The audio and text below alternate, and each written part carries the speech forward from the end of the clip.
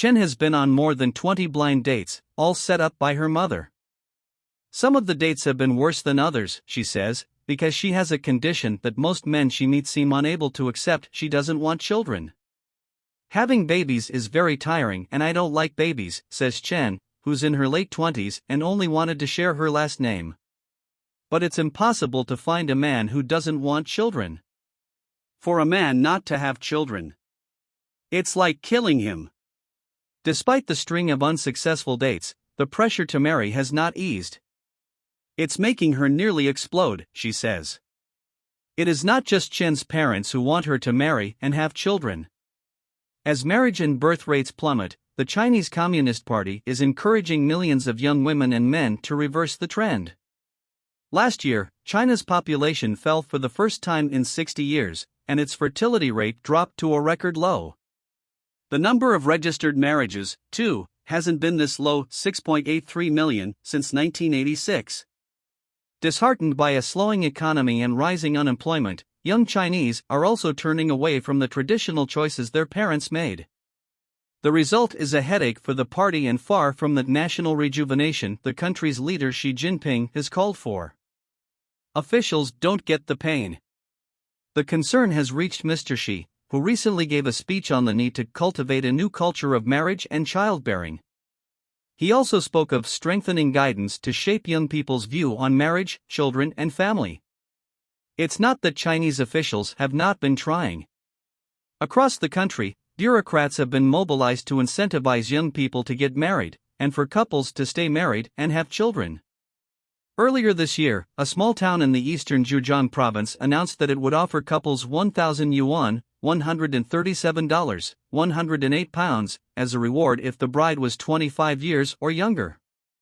It stunned and then angered locals, who called the local government tone-deaf for assuming that such a small amount of money could have an impact on such a major decision. Elsewhere, officials insisted on a 30-day cooling-off period for couples seeking separation or divorce. This led to concerns about how this would restrict personal choices and harm women who face domestic violence.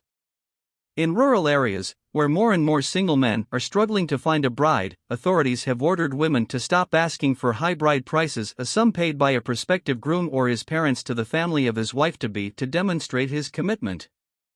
Like other incentives, this one won't work either, says economist Li Jingkuwei.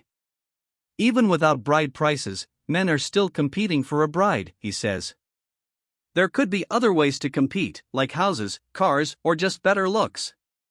Experts say the overwhelmingly male Chinese leadership cannot possibly understand what's driving these choices for young people, especially women. China's highest decision-making group, the party's 7-member Politburo Standing Committee, has only comprised men for decades.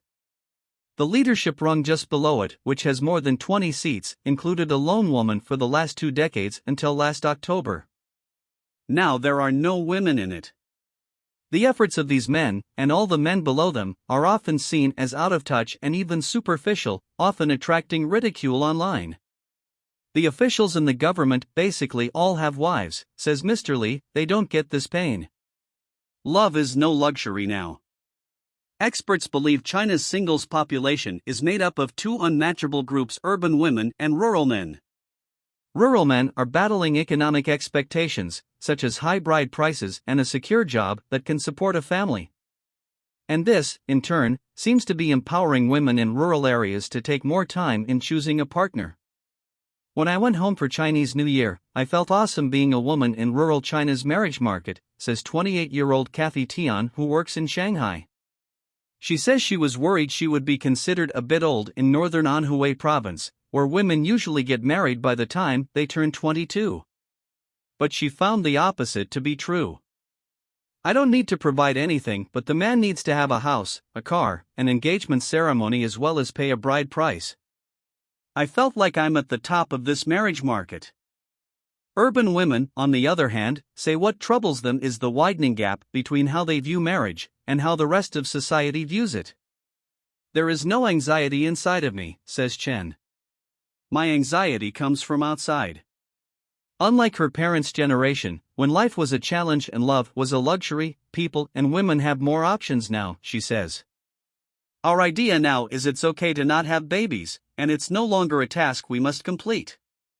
Women also note that, like the world around them, the government's campaigns focus on women and overlook men's responsibilities as partners. And the unequal expectations are driving them away from the idea of becoming a parent. Chen says this is also part of the reason she doesn't want children watching her friend be a parent.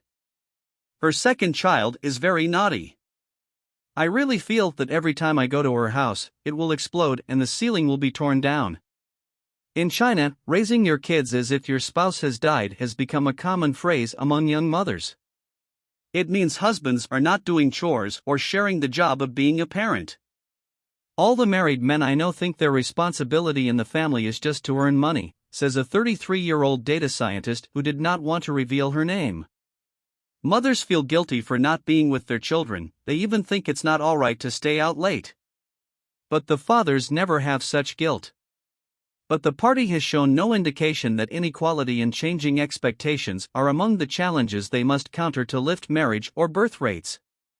And young Chinese are making it clear that they will not be wooed so easily by officials. When talking about the social pressures they face, they often repeat a slogan popularized during Shanghai's crippling and controversial COVID lockdown. They were words used by a young man arguing with officials against tough restrictions: "We are the last generation."